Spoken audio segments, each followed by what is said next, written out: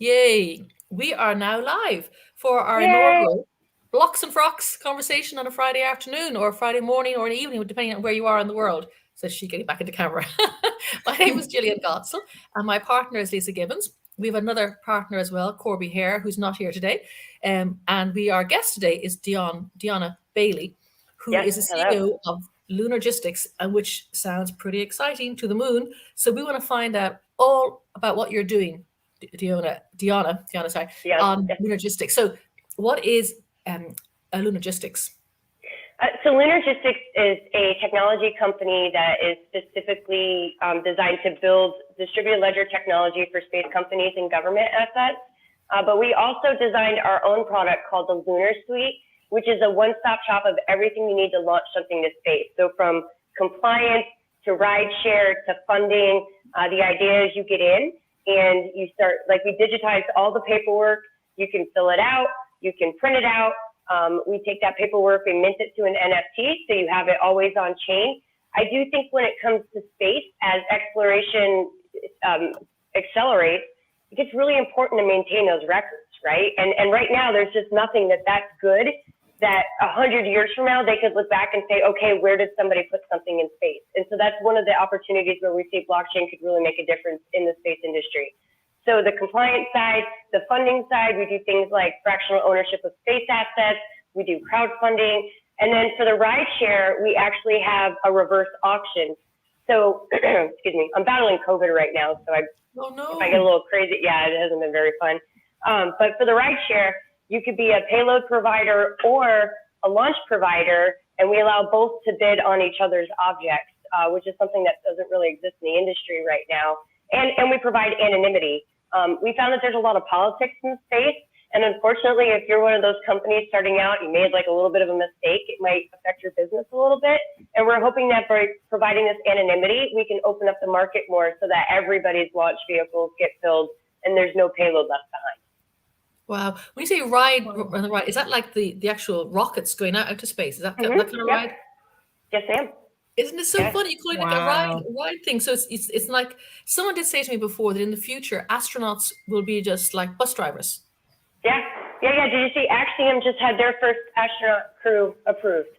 I think I saw it in the news yesterday that there was 4 or 5 guys that have been approved to go up with Axiom. So I think it's really interesting to see that space is moving out of the hands of government and into the private sector. And I think we're going to see it just continue to grow at this rapid pace as we're seeing.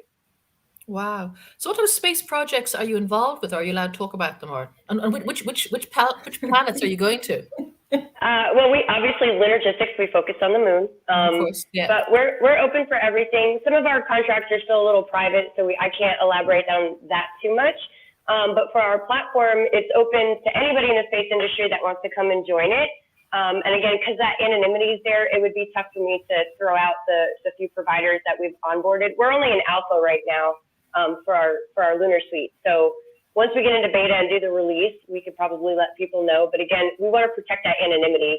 We do make sure, however, that whoever we partner you with is who you're supposed to go with. So obviously you're not a payload getting on and trying like a US payload and ending up on a Russian rocket, right? Like you have to, there's a lot of interesting things in the space industry that, national security is such an issue for many countries that you just really have to protect who you're partnering people up with.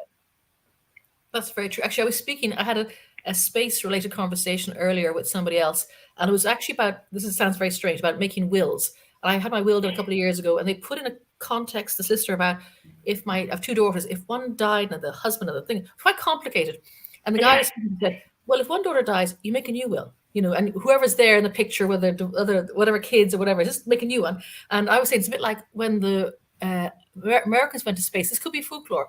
They spent millions and billions on making a pen that could write in space upside down. And the Russians gave all their astronauts a pencil. Is that a true story or is that an urban myth? Well, I'm not sure, actually. That's kind of interesting, though. I do hear the Russians do some crazy things. We were talking to somebody with the International Space Station, and you're technically not supposed to bring alcohol to space.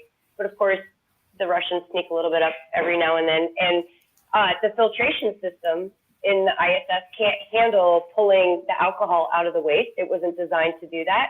So I mean, technically, they just keep re-drinking the alcohol over and over again. So I guess it's kind of getting more bang for your buck, right? It's a cheap night out. Wow. Yeah. Well, it kind of sounds horrible that you go out for the night and then you urinate and then you drink the alcohol. Oh! Except it's space, though. What are you going to do? Like, it's not like you have to do what you have to do. I mean, I'm sure it doesn't look or taste, or I'm sure it resembles clean water, and I'm sure it is clean water, right? Yeah. That's a funny story. There's a lot of interesting things. Have you guys looked at the new ISS that's going to come out? No. So Axiom has this one as well, and it's luxurious compared to what's up there now, and it's also going to hold up to 100 people, and so that's obviously a lot bigger than the one that's there.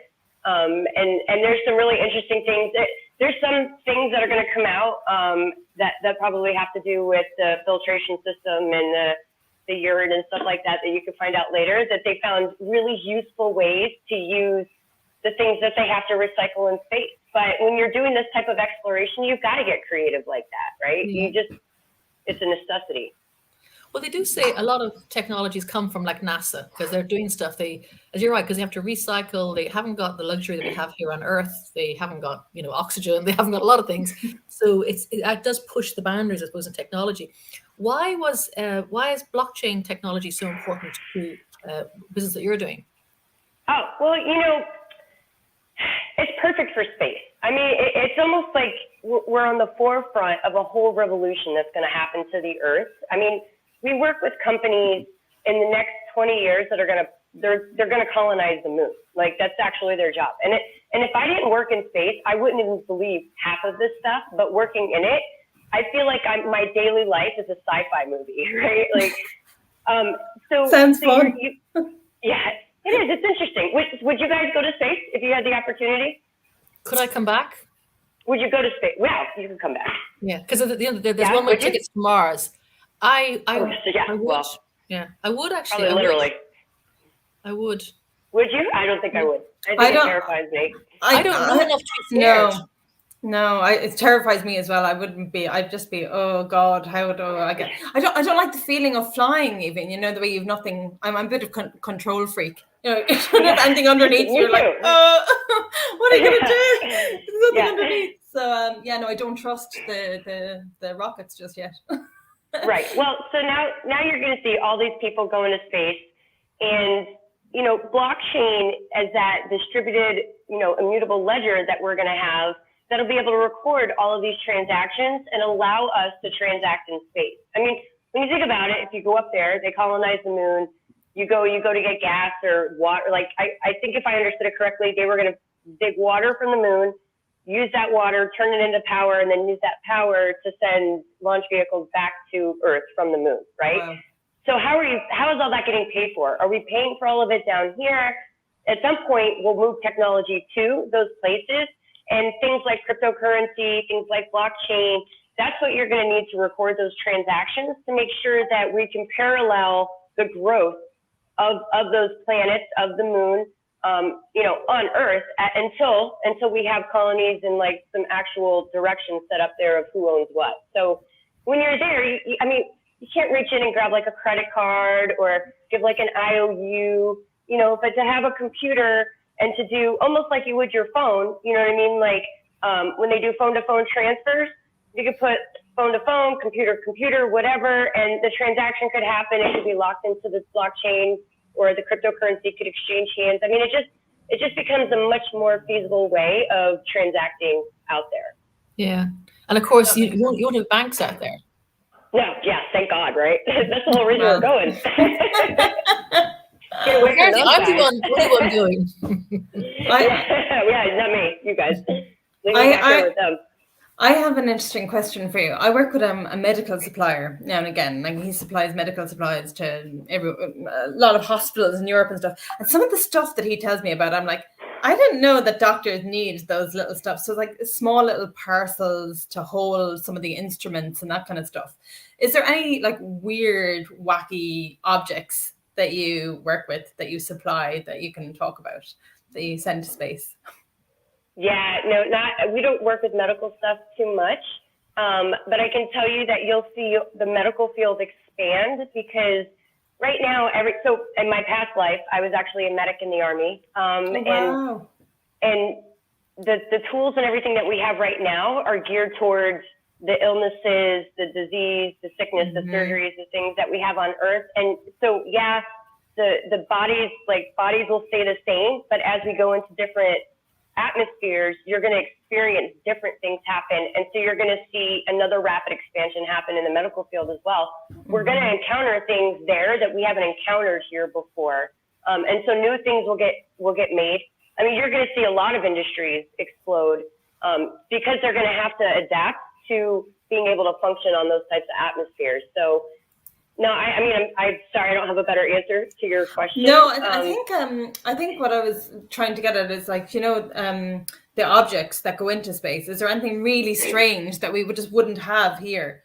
That's obviously loads of things, but that you know of and that you would send. Well, anything that goes into space, we have to have here, right? Yeah, that's true. Yeah. We're bringing it up. But is there space specific tools maybe that are needed, or gizmos, gadgets? Yeah, but I think it has more to do, not necessarily with medical, and there's not anything specific I could say off of the top of my head, but when you're out and, you know, you're messing with the equipment, with NASA's equipment or whoever's equipment is up there, you're going to have whatever tools are adapted to those particular types of. Have you guys ever watched? There's a thing on TV called Space's Deepest Secrets.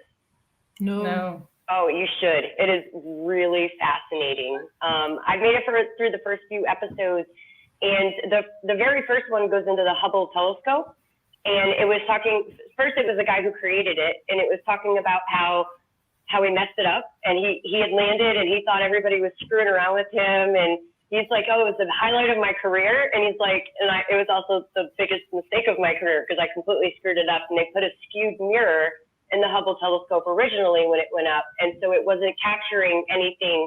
Everything was skewed from the video or from the pictures. And so it was actually a woman that fixed it.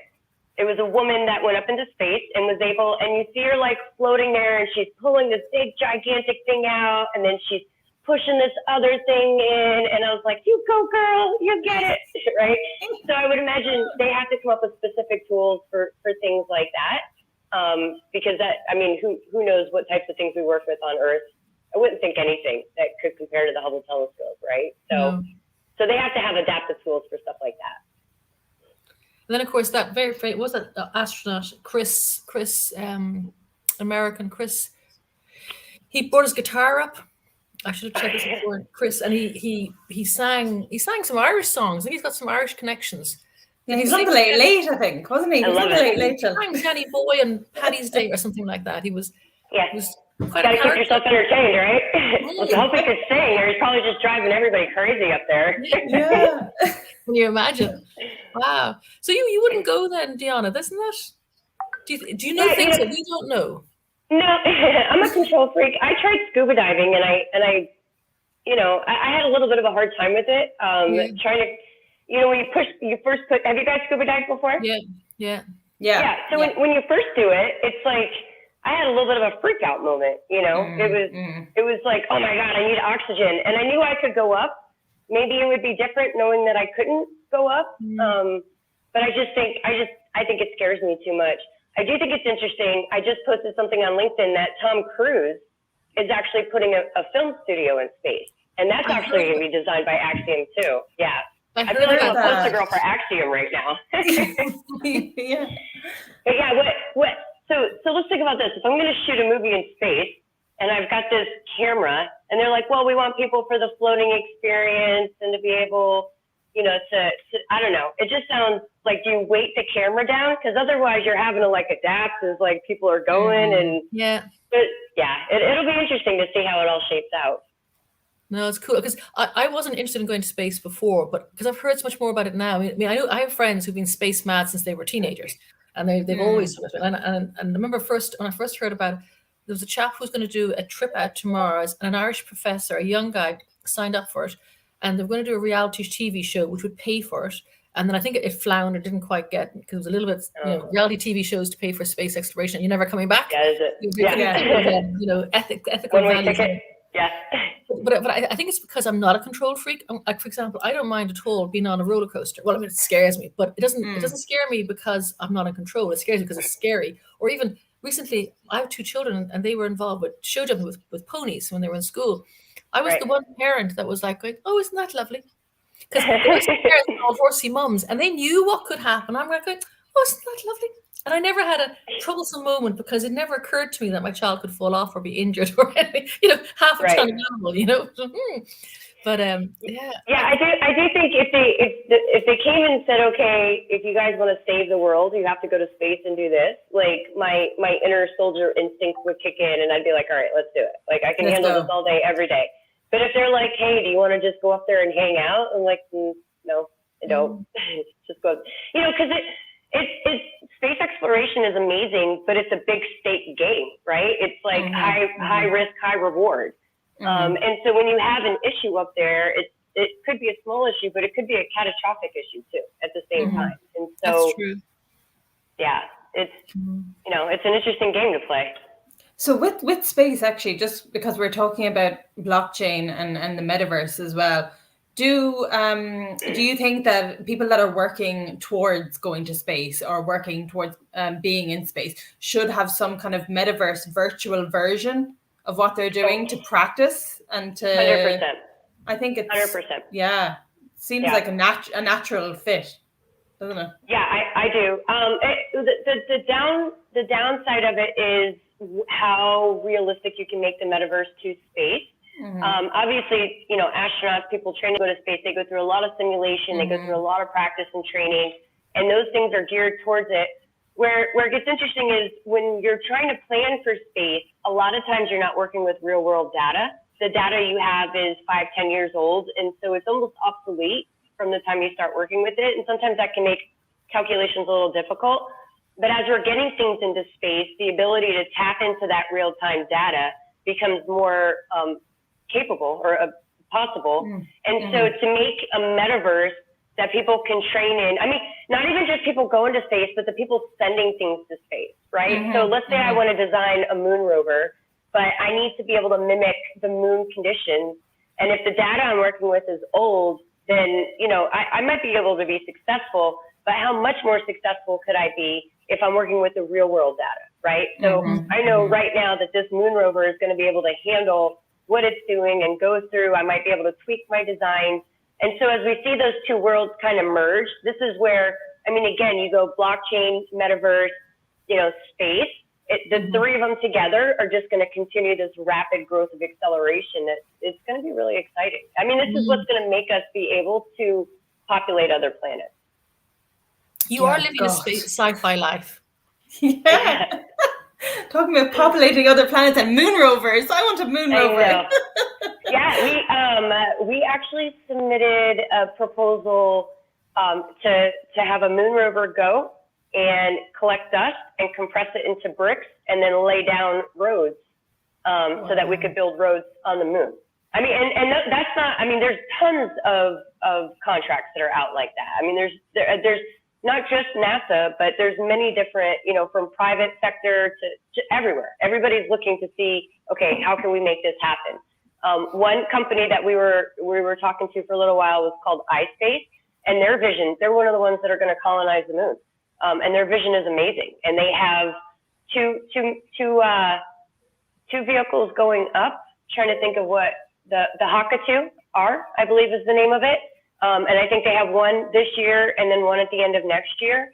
And they're going for the sole purpose of colonizing the moon. Crazy, right? Do you have a timeline on that? Well, they're loose. They predict in the next 20 years it'll be colonized. Their first one will go up this year. So the first Hakatu R will go up this year. And if you go to ispace.com, it gives you an entire video. I think when you first get there, it's like a slide picture thing. You have to wait till like the third one, but that video is there and you can watch it. And it's a Japanese company. The iSpace we talked to was the US based one, but it's a Japanese overseeing company, but their vision is just amazing. Where they want to take it and what they think they can do. But then gosh, you start getting into, okay, all the space exploration is awesome, but there's a shadow side to everything, right? So what happens if we damage the moon? What happens if now we're going to start messing with all these things that are kind of perfect the way they are right now? And obviously, as humans as we are, we just love to mess things up at the same time. Who knows what we're really going to do to the universe in all of this? Could we do something to actually knock the moon out of orbit? What happens with war? You know what I mean? What happens to the Earth? Like, could you move an entire country to another planet and then go after the Earth? Like, there's just so many things that are amazing and scary all at the same time. It'll just be interesting to see how it shakes out. Yeah, I like that idea. Not that idea, but that notion that it's going to change everything, and also with it's very relevant to climate change. So there's obviously a conversation that needs to be had, as in like countries, if they're going to get flooded and we're going to lose partial areas of countries or land mass, then that land mass might be where people have lived for years. Where do those people go? If the cities are already populated. So I think that needs to be it's a big conversation. Right. But, or do you have all the rich? Do you have all the rich in space and all of the not so rich here? Right. So like, there's just many different things that, as we're doing it, we're changing humanity. Like it's literally going to change life as we know it. And I tell people, we probably won't see it in our lifetime, or we may or may not, but our kids will have the opportunity to live on another planet, to live outside of this It Earth. seemed to have speeded up, because I remember, when did Sputnik, that was in the 70s, was it? There was 70s, 80s? Yeah. I remember, because it was a Sputnik went up, and my mom and dad had just put a new extension on the, like a what do you call it, a conservatory extension on the house. And the joke in the family was that Sputnik, whatever it was going to come down and fall into our conservatory and crash. This is like, and space. Yeah, right? It's scary. It's scary. You don't know. And there's so many things we're putting in space now as well. And then just think about meteors and comets. Did you guys see Don't Look Up? Did you watch that movie? Yeah. It was a great movie, wasn't it? Brilliant. Really good. Really good. It was, and it's like, it was supposed to be a comedy, but it's so true to reality. It was like, I don't know if I'm watching a documentary or a comedy right now. But you think about stuff like that. Maybe we get to the moon. Maybe we get to the moon and we populate it, and a comet comes and hits it and wipes everybody out. Like, there's just so many unknowns.